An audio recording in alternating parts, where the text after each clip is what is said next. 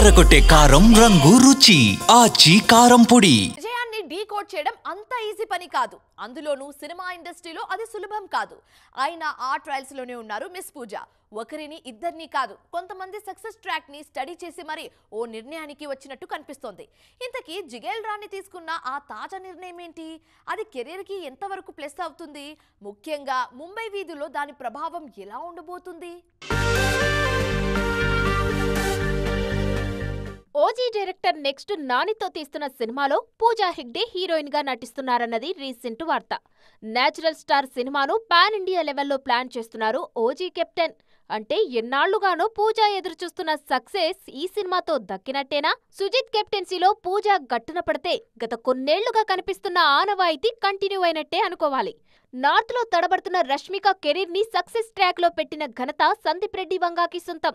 Animal లో Rashmika character ని peculiar గా తీర్చిదిద్దారు సందీప్. యానిమల్ తో సూపర్ డూపర్ పర్ఫార్మర్ గా నార్త్ లో నిలదొక్కున్నారు రష్మిక మందన. ఆ తర్వాత జవాన్ తో నార్త్ లో ఫస్ట్ బాల్ కి 6 కొట్టేశారు నయన్.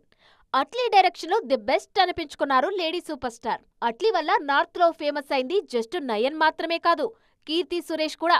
పెళ్లైన కొత్తలో నార్త్ లో తన సినిమాను ప్రమోట్ చేసుకుని ఎంత కమిట్మెంట్ ఉంది ఈ అమ్మాయికి అని మంచి పేరు తెచ్చుకున్నారు కీర్తి. ఇప్పుడు వీళ్ళందరి బాటలోనే పూజా హెగ్డే నడవాలని ఫిక్స్ అయ్యారా? సౌత్ డైరెక్టర్ ని నమ్ముకుంటే నార్త్ లో నిలదొక్కుకోవచ్చని భావిస్తున్నారా?